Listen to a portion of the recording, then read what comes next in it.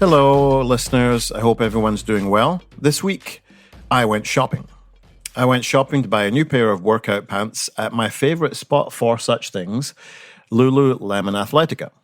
Now, I love their clothes, but also pretty sure there needs to be some kind of disclaimer here that other brands are available.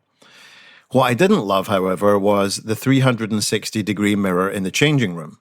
After 7 months of focusing hard on my studies and my training, having gone from 6 days a week in my past to currently about 6 days a month, I did not enjoy that self-view at all. However, like all things related to self, it's changeable. I went out to a local spot afterwards that I knew had a body composition machine of the same brand I've used in the past, so I can compare the data directly. And since the pandemic, my body weight has actually not changed at all. I'm about 200 pounds. However, I have lost 10 pounds of muscle mass and gained 10 pounds of body fat. Not good, but it's useful data. And also, this is why I just think weight scales don't tell the full story. People are obsessed with the number on the scale. But you could be within the normal weight range, for your height or just for your own life.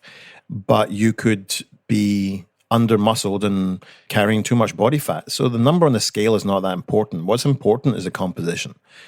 Anyway, after getting this information, I began to think about, wow, why has this happened? And really, I think it's just come down to a loss of mojo. I'm not immune to that, just like anybody else. And what really did me in was the pandemic. I was really, really active prior to that. I would get up every single morning to go walk the dog. And then have breakfast and go and meet friends to strength train, which I did 3 times a week, just purely strength and accessory work. So there was a squat day, a push and pull day, and a deadlift day. And in between those days were long walks, which I would do, carrying odd objects. I remember living in Hong Kong, we would often put our body weight in each hand onto farmers' carry handles and go walk around the neighborhood. I have friends in California that used to do crazy things like hook themselves up to the front of their Jeep and drag that around the neighborhood. But I sometimes also used to go for a walk with, like 45 pounds on a sled or something and just pull that around. All things that made you look ridiculous, but were good just for functional training, I guess we would call it. And then usually in the evenings, I'd go to do some kind of martial arts just to get some aerobic work in, and also just because it's something I enjoy. On Saturdays, I would often try either a new sport or just a different activity. So maybe go swimming, go do stand-up paddleboarding, wakeboarding, trail running. And then on Sundays, I'd usually just rest. I also used to track my food. So I knew what I was eating, how many, grams of protein, fat, and carbs I was having each day, and had a target for each. Except I didn't track anything on a Sunday, and I would just eat whatever I wanted, which usually consisted of things like pancakes or sourdough French toast. So that's the things I like for my breakfast. Then, one day, like it did for everyone, except for those living in Florida, apparently, the pandemic happened. And I was in lockdown. No gym, no martial arts, no meeting friends. Over here, you were only allowed outside for 30 minutes once a day. And you could only go within 5 miles of your home. So you couldn't drive somewhere and go for a walk. You had to walk within 5 miles of your front door. If you drove somewhere to go for a walk, they counted that as a leisure activity, which was illegal. Crazy. But yeah, for the first few weeks, my motivation was high. I'd walk out or run out with my dog, do some push-ups and air squats in the sitting room at home. But of course, as days turned to weeks, turned to months, I just stopped. Eventually, lockdowns eased off and gyms reopened, but I just couldn't seem to get the motivation back. It could be for a range of things, I guess, loss of habit. Loss of routine, but also things like self-shame, because going back to the gym, I was now unable to do things that I could previously do quite easily. And also just the whole dynamic of the gym had changed. It used to be if you went to the gym and someone was doing squats and you wanted to get in the squat rack, you would just say, hey, can I work in? While they were squatting, you were resting, and vice versa. But now, you go to the gym and people are occupying the only piece of machine and they're sitting on it on their phone.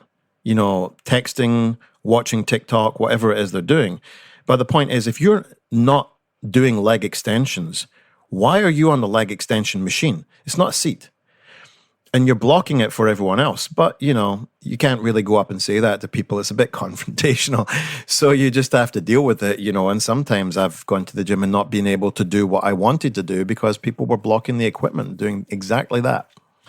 So anyway, I thought about this and think, what did I used to enjoy? I did used to really like martial arts a lot. And I also enjoyed powerlifting or just strength training. So why not try that again? So I messaged the University of Edinburgh Powerlifting Club and asked if I could go along. I did. It wasn't a pair of headphones in sight. It was great. Everyone was super friendly. Everyone was lifting together, sharing platforms, sharing barbells, lifting heavy. And when people were doing their own lifts, the others were stopped and giving them support and a high five rather than just ignoring them. Really wonderful to see, wonderful to remember what that felt like. And although at some point I was really pretty strong for an average person, then, and now I'm not. But I wasn't feeling pressure and I wasn't feeling bad that I couldn't do those things. So I was really excited to get strong again. And after the class, I signed up for the rest of the year. And I'm really excited. So that's my little personal anecdote done. But now on to this week's subject matter. So I've said I went to the powerlifting club, but what is powerlifting and what makes it different from weightlifting? And what makes those two different from weight training?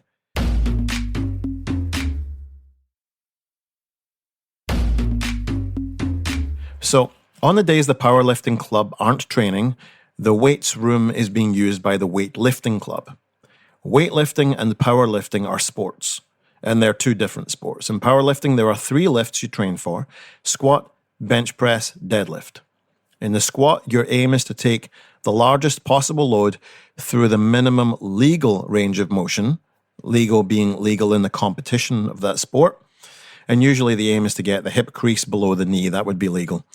Powerlifters also tend to do what's called a low bar squat, which is where the bar is slightly further down your back than it would be for weightlifting, which I'll cover in a moment. And the reason is just simply a mechanical advantage. In biomechanics, it's called a moment arm, and when the load is closer to the pivot point, which is the hips, then you can usually lift a lot more. In the bench press, again, the largest loads are taken through the minimum legal range. You are lying on your back this time and bringing a loaded barbell from straight arms down to the chest, press up to straight arms again, and you're done.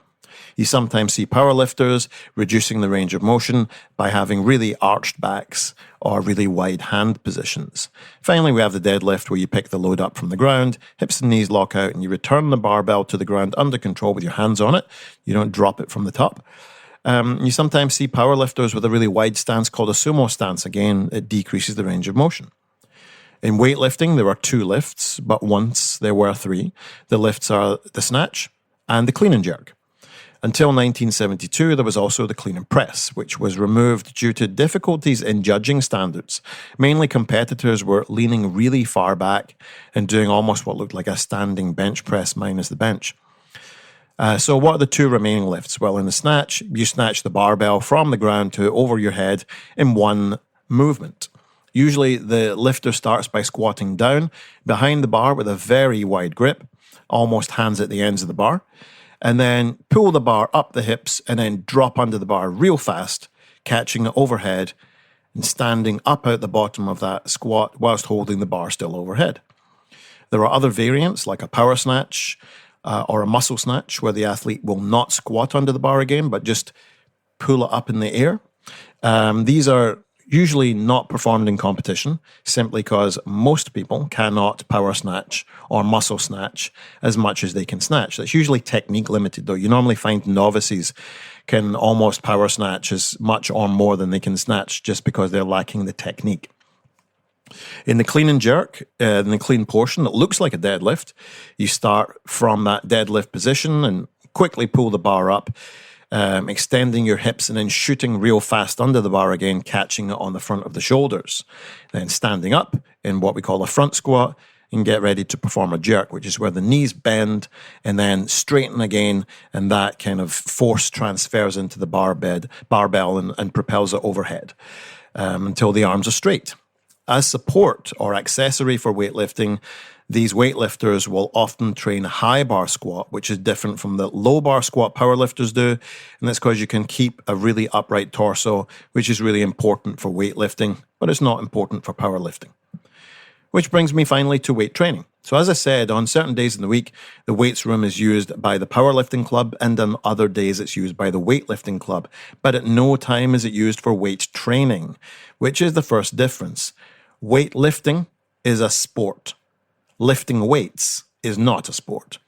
Everything you do in weightlifting is to be better at weightlifting, and everything you do when lifting weights is to be better at life.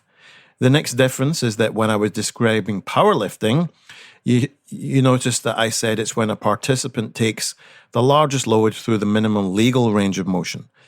When you're lifting weights or weight training, then the focus on taking the loads through the largest range of motion you can around a joint. So you should be squatting as deep as you can with good form, but not as shallow as you can possibly get away with. So why have I gone to powerlifting again? Why would I do a sport and not train for health? Well, I'd argue that doing a sport is more healthy than not doing a sport at all. And it's a good motivator for me. I'm actually a very competitive person, and I get more out of that competitive environment than I do out of an environment where I don't train very hard at all. Anyway, if you're thinking about struggling with motivation, then I think, considering joining a club could be a good idea.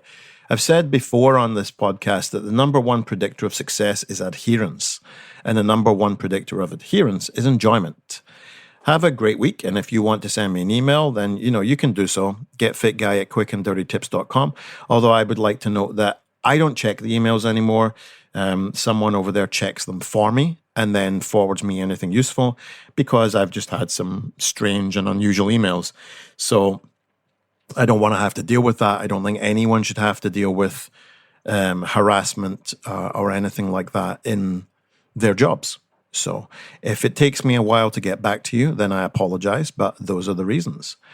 Get Fit Guy is a Quick and Dirty Tips podcast. Thanks to the team at Quick and Dirty Tips, Morgan Christensen, Holly Hutchins, Brannon Getchis, and Davina Tomlin. I've been Kevin Dunn and will continue to be Kevin Dunn for the rest of my life.